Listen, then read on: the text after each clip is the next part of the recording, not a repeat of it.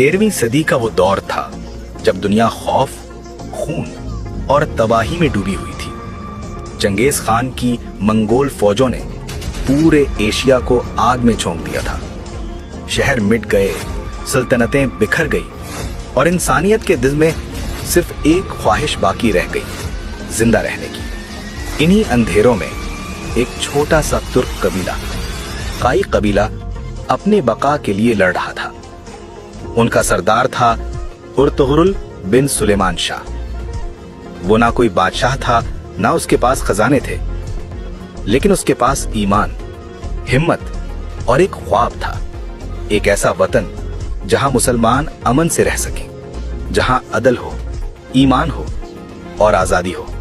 उर्तुगरुल अपने 400 खानदानों के साथ अनातोलिया की वादियों में सफर कर रहा था।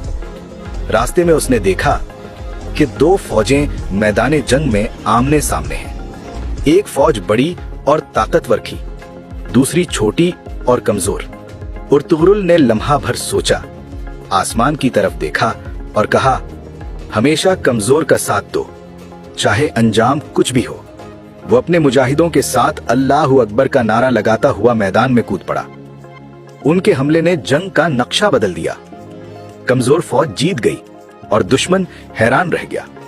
जंग के बाद उर्तुगरुल को मालूम हुआ कि जिस फौज की उसने मदद की वो सल्जूकी सल्तनत की फौज थी और उसका सिपहसालार खुद सुल्तान अलाउद्दीन कैकुबात था। सुल्तान ने उर्तुगरुल को दरबार में बुलाया और कहा, तुमने तलवार से नहीं, नीयत से जंग जीती है। इनाम में सुल्तान ने काई कबीले को अपनी सल्तनत की सरहद पर एक जरखेज जमीन अता की, सोगूत। ये एक आम जमीन नहीं थी, बल्कि एक नई तारीख का आगाज थी।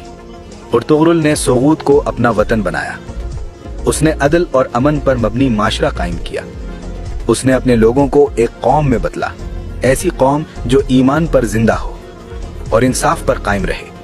उसने इर्द गिर्द के तुर्क कबाइल को मुत्तहिद किया और बाज़ंतनी सल्तनत के खिलाफ कई किले फतह किए। दुश्मन ताकतवर थे, मगर उर्तुगरुल का ईमान उन सबसे ज्यादा मजबूत था। वो कहा करता था, तलवार की ताकत खत्म हो जाती है, मगर ईमान की रोशनी कभी नहीं बुझती। उर्तुगरुल सिर्फ एक जंगजू नहीं था, वो एक रहनुमा, एक बाप और एक मुदब्बिर इंसान था। उसने अपने 3 बेटों गंदूज, साफे और उस्मान को इस्लाम, अदल और जिहाद के उसूलों पर तरबियत दी। कहा जाता है कि बुढ़ापे में जब उर्तुगरुल अपनी आखिरी सांसों के करीब था, उसके बेटे उस्मान ने एक ख्वाब देखा।